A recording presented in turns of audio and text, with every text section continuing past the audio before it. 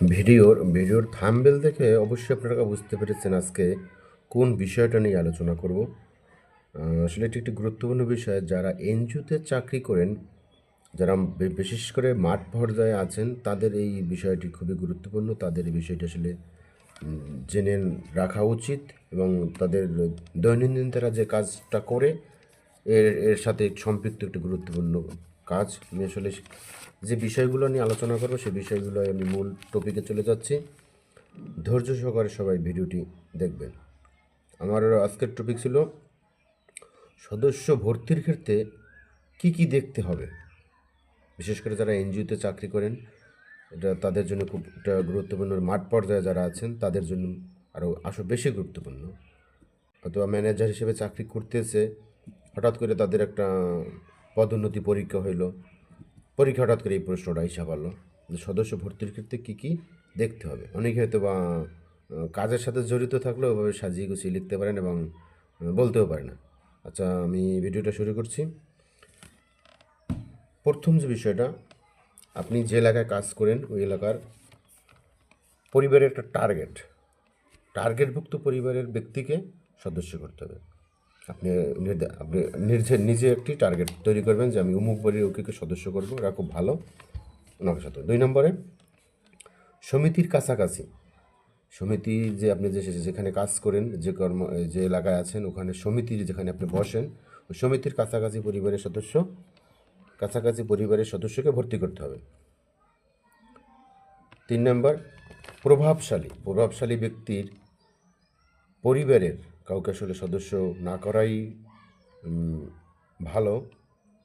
আমাদের এই এনজিও সেক্টরে যারা চাকরি করেন তাদের জন্য প্রভাবশালী কাউকে ব্যক্তিকে সদস্য না করা।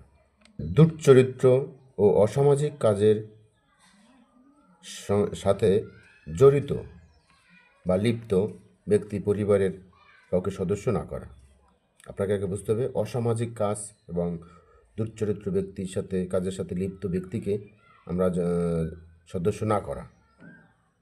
একই পরিবারে আসলে দেখা যায়, একই পরিবারে আপনি আপনি যে যাকে সদস্য করেছেন তার শাশুড়িকে, মানে মাকে সদস্য করেছেন, তার আবার মেয়েকে সদস্য করতেছেন, আবার শাশুড়িকে সদস্য করেছেন, তার পুতের বউকে আবার সদস্য করতেছেন। তাহলে একই পরিবারে একাধিক ব্যক্তিকে সদস্য না করা, এটা বিষয়টা খুবই গুরুত্বপূর্ণ। এবং পরের যে আলোচনা, স্বামী স্ত্রীর মাঝে পারিবারিক কলহ বিরাজমান, এমন পরিবারের কাউকে সদস্য না করা, সেটা একটা গুরুত্বপূর্ণ বিষয়। যেটা আসলে আমাদের সদস্য বেশিরভাগই হয় মহিলা। এই মহিলা সদস্যদের ক্ষেত্রে স্বামী স্ত্রীর সাথে সম্পর্কটা কীরকম, যে সম্পর্কটা যেন ভালো সম্পর্ক, এইরকম পরিবার হয়, সেই ব্যক্তিকে সদস্যকে আসলে ঋণ দেওয়া হচ্ছে। তাদের মধ্যে জ্ঞানজাম ফ্যাসাদ লাগিয়ে থাকে, এরকম ব্যক্তিকে আসলে সদস্য না করাটাই ভালো। স্থায়ীভাবে কঠিন ব্যাধিতে আক্রান্ত ব্যক্তির পরিবারের কাউকে সদস্য না করা। আগে বুঝতে, স্থায়ীভাবে, যেমন অসুস্থ হতে পারে সেটা আলাদা কথা, কিন্তু স্থায়ীভাবে কঠিন রোগে বা কঠিন ব্যাধিতে আক্রান্ত ব্যক্তিকে পরিবারের কাউকে সদস্য না করা। আয়ের সুবিধা নেই, আসলে আয়ের সুবিধা নেই এমন কোনো ব্যক্তিকে সদস্য না করা। যেমন আয়ের সুবিধা কম তার, এরকম ব্যক্তিকে সদস্য না করা। কর্মহীন ব্যক্তিকে সদস্য না করা, আসলে কাজ কাম করে না, ঘরে পড়ে খায় লয়, এরকম ব্যক্তিকে আসলে সদস্য না করা। আসলে এই কথার মাঝে আমার আঞ্চলিকতা এসে যেতেছে। আসলে কর্ম এলাকার স্থায়ী বাসিন্দা কিনা, আসলে এখানে একটু প্রশ্ন আছে, কর্ম এলাকার স্থায়ী বাসিন্দা কিনা। আপনি যে এলাকায় কাজ করেন ওই এলাকার স্থায়ী বাসিন্দা কিনা সেটা দেখতে হবে আপনাকে। কিন্তু এখানে একটু যদি ভাড়াটিয়ার বিষয় যেটা হয়, সে কতদিন ধরে ভাড়া থাকে, ভাড়া যে থাকে সে ভাড়াটা আপনার যে কর্ম এলাকা তার ভিতরে কিনা তার বাসাটা, এটা যাচাই বাছাই করে আসলে আপনাদের যারা ফিল্ড পর্যায়ে আছেন, তাদের ম্যানেজার আছে বা তাদের ঊর্ধ্বতন আছে, তাদের সাথে আলোচনার মাধ্যমে এটি আপনারা করতে পারেন। কিন্তু কর্মহীন এলাকার স্থায়ী বাসিন্দা এখানে সেটা দেখতে হবে।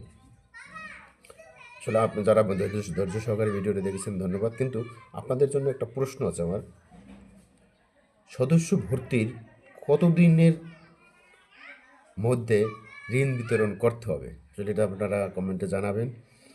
মানে আমি আবার বলছি, সদস্য ভর্তির কতদিনের মধ্যে ঋণ বিতরণ করতে হবে। আর যদি আমার ভিডিও একটু ভালো লেগে থাকে আপনারা চ্যানেলটি সাবস্ক্রাইব করে রাখবেন এবং শেয়ার দিয়ে অন্যকে দেখার সুযোগ করে দিবেন। ধন্যবাদ। ভালো থাকবেন, সুস্থ থাকবেন।